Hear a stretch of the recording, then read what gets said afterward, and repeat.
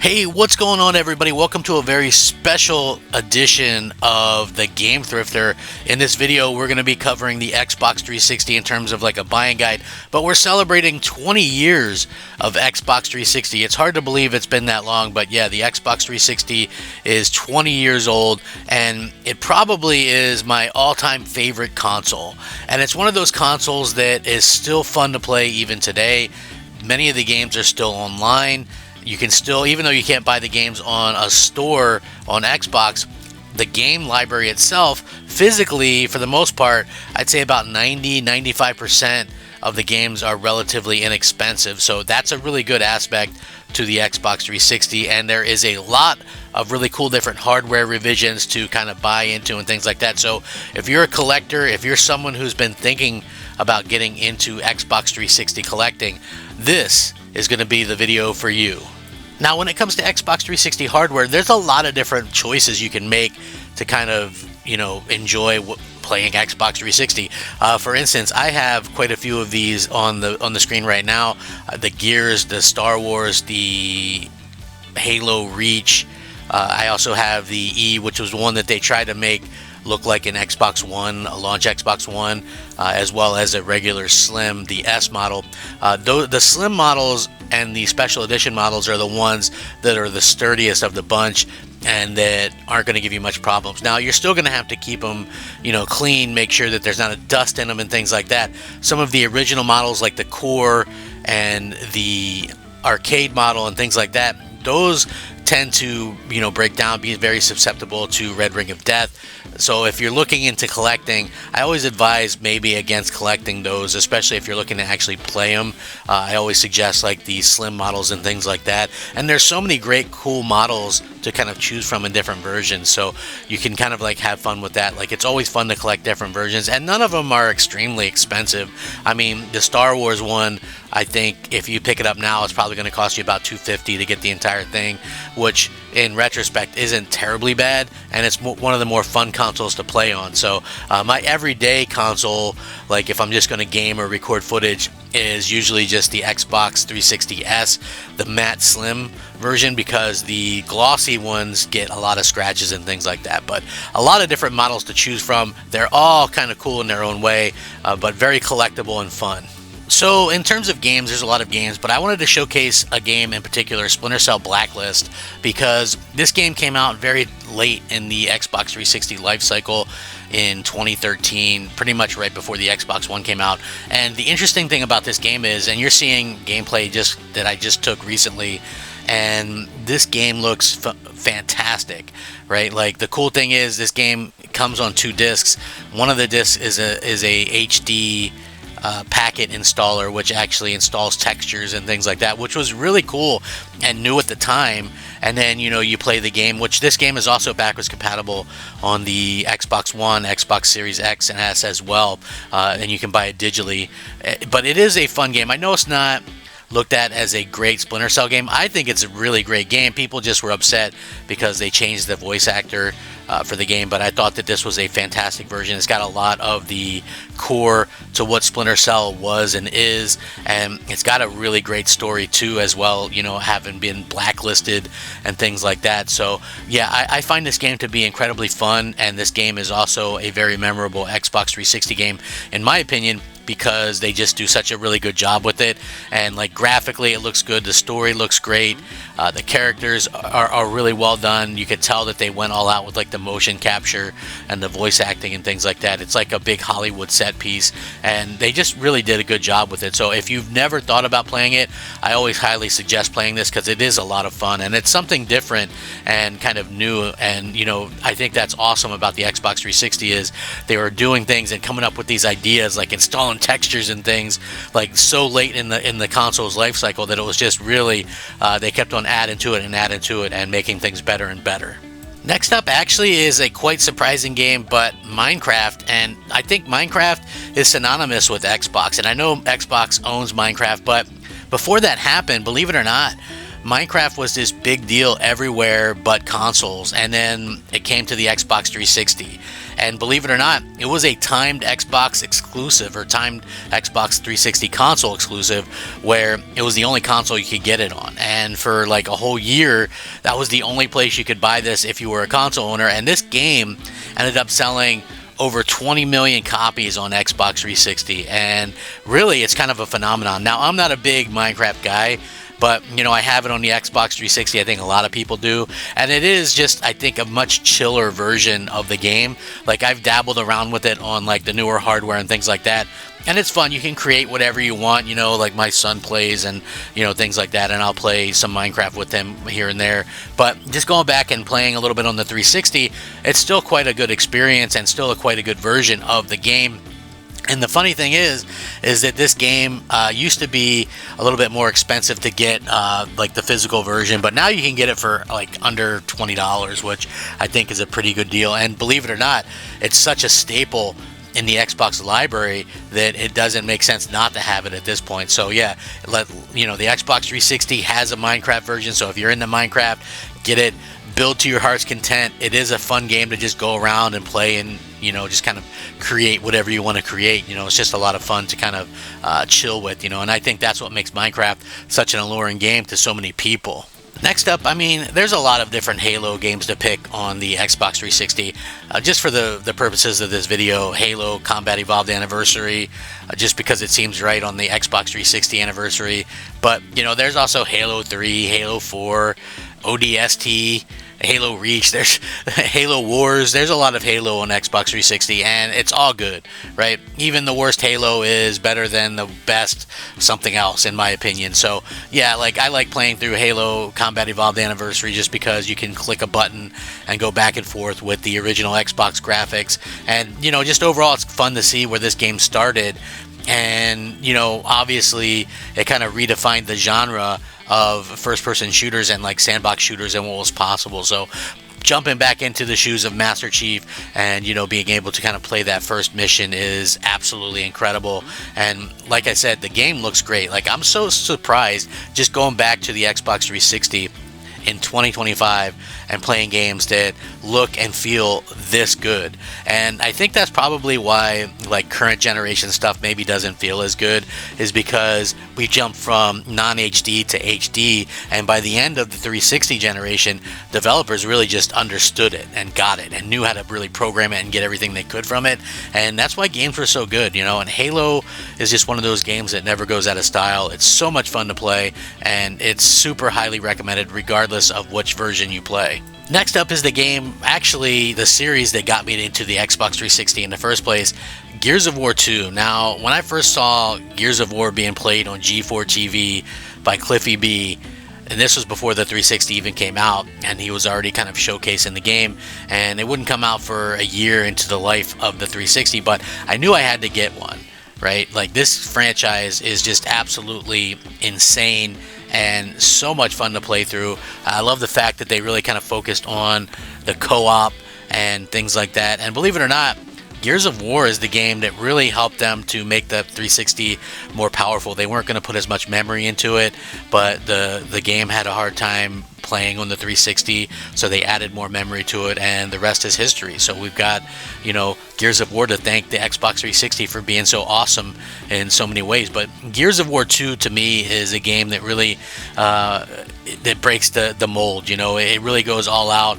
Marcus, Delta Team, everybody just kind of back kicking butt, and it really takes what the first game did and amps it to the next level, which I think is incredible. And by the way, the multiplayer to this is still online. You can still find matches. So, I mean, I find that to be pretty incredible. And also, this game is backwards compatible on Xbox One, Xbox Series X, Xbox Series S, whatever the case may be, which is also a really cool thing because it has free 4K enhancements on it. So, you know, well worth playing. Probably a top 5 Xbox 360 game for me, and just a game that I always highly recommend to everybody. This entire franchise is amazing. I want to take a second to say thanks for 10,000 subscribers. I recently passed that mark. If you're looking for more content, retro content, gaming content, please like the video, share it out, comment, and subscribe.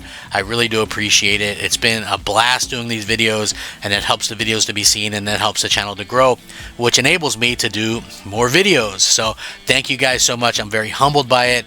hey, subscribing to the Game Thrifter is definitely neater than potatoes. Why don't you bring this potato? It's pretty big. Mom, you're always trying to give me potatoes. What is it with you? I just think they're neat. Next up, one of the most fun and unique games on Xbox 360, Viva Piñata. And I love this game because, it's just one of those games that you can chill to. And, I think Xbox needs those type of games, or every platform needs those type of games. Not every time you want to load up your Xbox or your console, you want to play a game where you got to put on a sweatband and have Gatorade sitting next to you, So to me, Viva Piñata is that game that I used to kind of chill to and just have a good time with, and it still holds up today. Basically, you're clearing out a bit of space for a garden, and these little piñata creatures come live in it, and you can get them to mate. It's got a lot of tongue-in-cheek stuff into it. You got to protect your land and things like that. But overall, it's one of the more unique and fun experiences that I've ever had in a video game. And so I always highly recommend it and say, hey, if you're looking for something different, if you're looking for something to just kind of chill with, then absolutely this is a game to kind of do that to and just enjoy. And it's so colorful and fun to just kind of get into, and it doesn't take much to kind of learn and figure out how to play the game as well. So I always think that's kind of cool. Pretty much anybody can play it, and it's one of my earliest memories with the Xbox 360, just kind of playing this. And I remember I was really big into playing Call of Duty and Halos and Gears, and my friends would see me on this and they'd be like, what are you doing on that game? I'm like, man, I'm just having a good time. So this game is definitely one of those games that's kind of under the radar for some, but if you've ever played it, you probably really enjoyed it. Next up, one of my favorite racing games of all time, and that's Blur. If you guys haven't played this game, it is incredible. It might be a little bit more on the pricey side compared to some of the other games on the list, but it's not incredibly overpriced. You can usually pick it up for $30 or less, so that's actually a relatively good price in my opinion. But if you're wondering what Blur is all about, well, it's a racing game, as you can see, with a slight twist. So it's a little bit like your Forza Motorsports or whatever the case may be, but it has power-ups sort of like Mario Kart. So that is incredibly awesome, and it's got a really cool campaign. It's got a lot of different cars to choose from, and overall it's just kind of a game that we haven't really seen before. I know if you like kart racers and stuff, that's cool, but that's its own genre. This is something different, more realistic cars, more realistic racing and handling, yet it's got an array of power-ups, shields, and things like that. So the way that they did this game was absolutely incredible, and that's why it's probably one of my favorite games, especially in terms of racing games, because they went all out with it. And you can see this is running off my Xbox 360. It looks incredible, and I think it doesn't get enough credit for what it tried to do. Man, I would love to get a sequel. I mean, obviously that's never gonna happen. EA owns it, but yeah, I would just love to see something like this again. It is so inventive, and the way that they've kind of blended the two genres together is incredible. So much fun to be had here. So I think it'd be disingenuous of me to not put a Call of Duty game on here. So I put Modern Warfare 2. I know that was a lot of people's kind of first experience with Call of Duty. Mine, I was playing Call of Duty from the beginning, but Call of Duty Modern Warfare 2, I think, really revolutionized everything that was pretty much making Xbox in the first place. I mean, you might have thought Black Ops was better, or you have Black Ops 2 or whatever, but at the end of the day, I'm going with Modern Warfare 2. It doesn't really matter. All the Call of Duty games, you kind of get what you expect. A really good blockbuster campaign. I always used to love the campaigns. I'd go to the midnight launch, I'd get the game, that was the days, man. You used to get the game from, GameStop or wherever, come home after midnight, pop the disc into your 360, and then you could just start playing, right? It was none of this stuff where you had to, install 150 gigs and all this kind of stuff and patches and whatnot. It was just, you popped in the game. And I always like to start with the campaign, and the campaigns are really good. Modern Warfare 2 campaign is pretty amazing, and, the multiplayer is actually still active. So if you were wondering if it's still active or if there's a lot of people on it, there's still quite a few people on the multiplayer, and that just goes to show you, 20 years later, after the 360 releases, and this game itself is 16 years old, so you get the idea that, some things are just timeless. But yeah, such a fun game. they really kind of outdid themselves. This is when Call of Duty was really Call of Duty, and I have to say they did a fantastic job with it. You know, I'm just kind of over the moon with this game. It's fun. If you've never played the Call of Duty games, there's a lot of them to play on the 360. I would recommend it, especially the campaigns are pretty awesome and a lot of fun. You know, I always consider 2007 the year of the Xbox 360, and it's not that they didn't have great stuff before that point, because obviously, I mean, Gears of War came out in 2006, but think of the games that came out in 2007, like this one, Mass Effect, right? Mass Effect came out in 2007, Halo 3, Assassin's Creed, Bioshock. I mean, really fantastic games, but I love the original Mass Effect game, right? It is just one of the best RPGs that you can ever play. It has everything you could want from it, and I know that a lot of people consider the first Mass Effect game to be kind of janky or whatever. They don't like, you know, riding around in the little sidecar and stuff like that, and I understand that, but just from a pure RPG standpoint, the first Mass Effect is probably the closest thing to an actual RPG, and the characters are great, the graphics are great.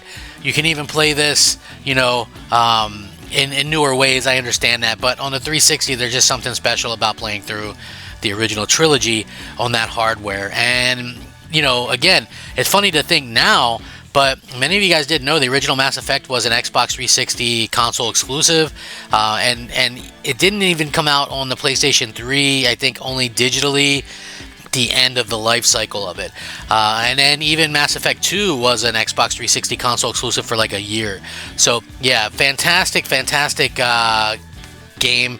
Honestly, one of the best RPGs, one of the deepest RPGs you could play. It's really just so much fun and nostalgia.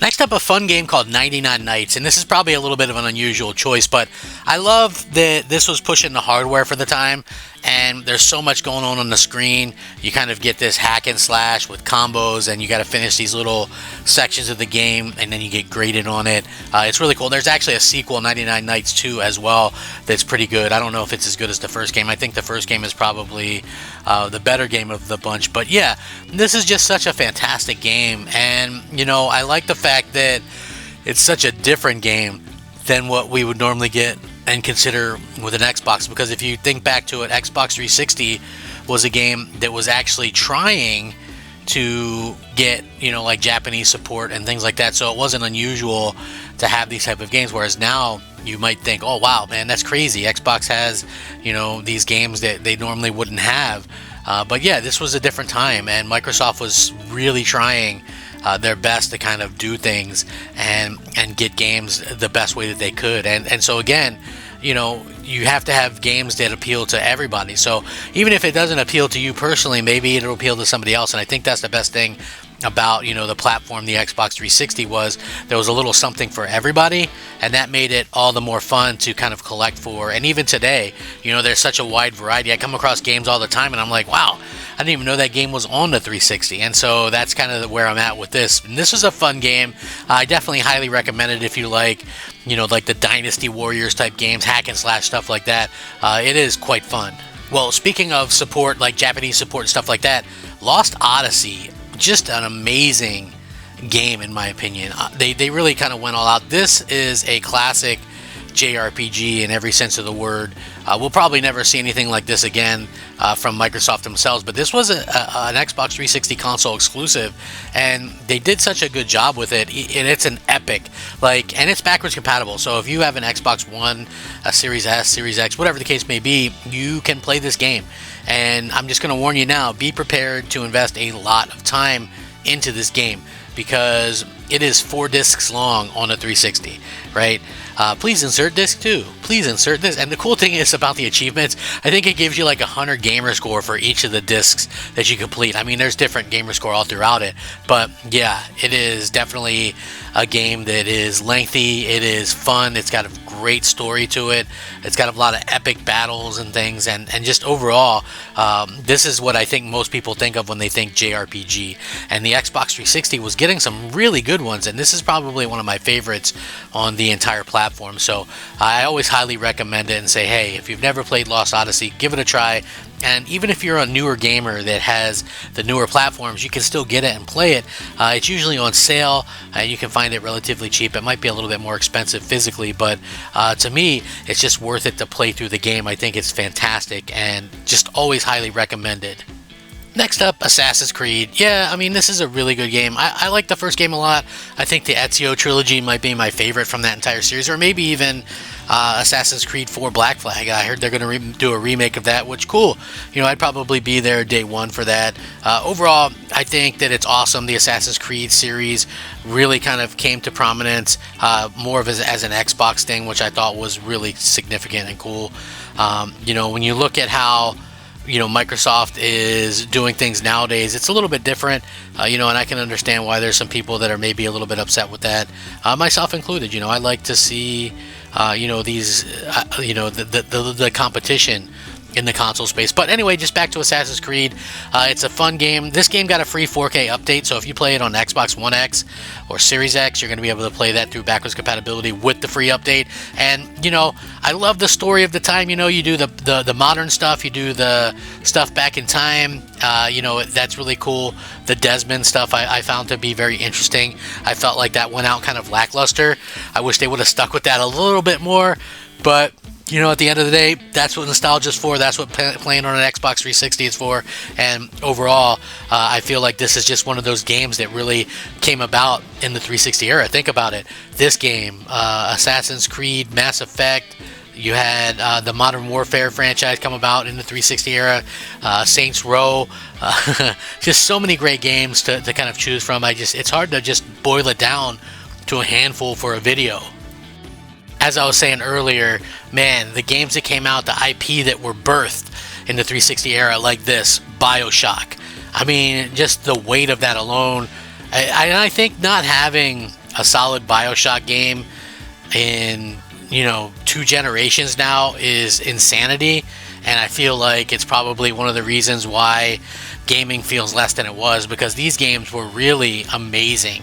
And the first Bioshock game just came out of nowhere and kind of stormed onto the scene and just was such an epic game and such a great franchise. And I think in particular 1 and 3 are the strongest, but overall, and I know these games can be played on more modern platforms. They remastered them and stuff, but there's just something about playing it on a 360.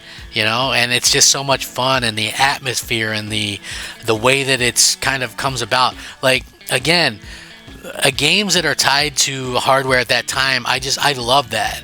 And believe it or not, I know a lot of people don't remember this. This game was an Xbox 360 console exclusive for a year, right? I mean, 360 was nailing it. Like, in my opinion, you maybe don't need third-party games to be exclusive forever.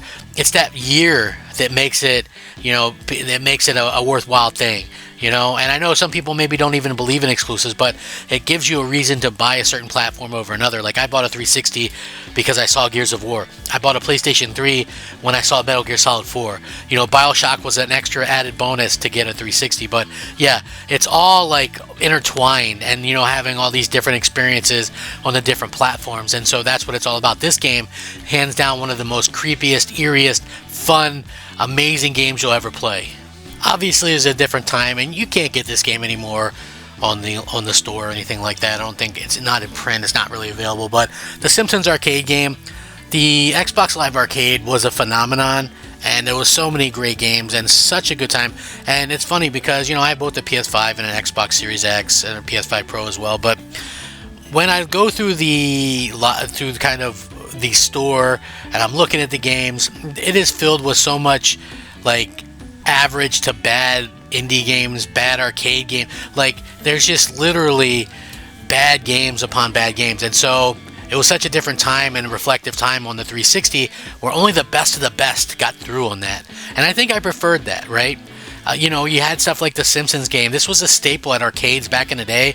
And to get that and experience that on a console with my friends, with my family, whatever the case may be, was just so much fun and so inventive. And, I'm always so grateful for that. This is great! And all I've done is enter my name! Thrill House! And the Simpsons game wasn't even the only arcade game like that. We also had the X-Men game, right? And this was a game that was a huge game at the arcades, being able to kind of play through it as the X-Men. And this was a staple of just being a 360 gamer. I'm sure that these games were probably available on PlayStation as well. Maybe not. I don't remember 100%. But they weren't actually available for very long. I think they were only maybe available for a short amount of time, but it just goes to show you like what a different time it was, and how you can be taken back by some of these games that were just fantastic. And like if you bought it back then like I did, I have this game saved on a couple different Xbox 360 hard drives. So for me, I just do like to do that to make sure I have backups to the games that I'm going to play. So the Xbox Live Arcade was second to none. Such an amazing time, and you can't get this game anymore, like legitly. But yeah, such a fun time. Look, not everything that happened with the Xbox 360 was a success. You can look at the HD DVD add-on. PlayStation went with Blu-ray, Microsoft went with HD DVD, and you had to buy it separately. It couldn't hold as much data as a Blu-ray. The Blu-ray came standard with the PS3. You had to buy this extra. So, it failed. I still have my HD DVD player and a ton of HD DVDs. It was a loss on their part, but they were trying different things, going their own way, and I think that was admirable, and that's probably one of the cool things about the Xbox 360. I know people look at things like Kinect and they think that it was a failure, but it was actually quite the opposite. It's actually in the Guinness Book of World Records for like peripheral add-on purchases. It sold something like 28 million very quickly for Microsoft. The problem as a core gamer that I have with Kinect is that they took people off projects for core games and put them on projects for Kinect, which I think the Kinect is okay. I think it's something that is good for casual gaming or as a change-up. They tried to implement it into something that people were doing like every day. Everybody saw what was happening with the Wii and tried to get a piece of that pie, and it didn't exactly work out the way that they wanted it, because not everybody wants the game that way. People like the game with their controller. Some things never change. And even though the Wii was able to capture a large market with the Wiimote, they had Nintendo games to back it up. And, nobody's going to play Kinect Sports. That's not on the same level as Wii Sports, in my opinion. But, still a fun game. Still had its place, but maybe not the place that, a lot of people like and enjoy.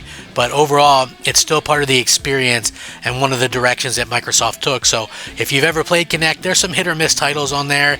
But overall, it's largely kind of a shovelware type of situation. But worthwhile trying out in this day and age. Still fun to kind of toy with here and there.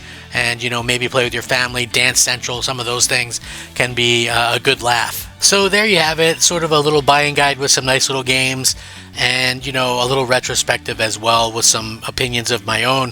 The Xbox 360 is probably an era and a generation that we'll never see again, and that's bittersweet to me. I love gaming. I don't get the same thrill out of the new stuff that I did from the old stuff, and I think that there's a lot of different reasons for that. No need to really get into it, but if you're looking for like a great experience, a console generation, a console that had fantastic games top to bottom, a lot of innovative stuff, some of the IP that we're still playing today, and they were at their best back then. And to me, that says a lot. The hardware is very collectible. Even if you get the older stuff, the faceplates are fun to still collect for and stuff like that. The controllers are great. It still holds up today. Many of the games are still online. You can still earn achievements and things for them. And the multiplayer works. So that's good. The library up to like 95, 96% is relatively cheap. And with that being said, it's relatively collectible. So I love the console. Happy 20-year anniversary to the Xbox 360. Let me know some of your favorite games that you play on the Xbox 360 or that you're looking forward to playing. Thank you guys once again for 10,000 subscribers. Remember, let's be kind to each other in the comments. And game on, my friends. Game on. I'll catch you next time.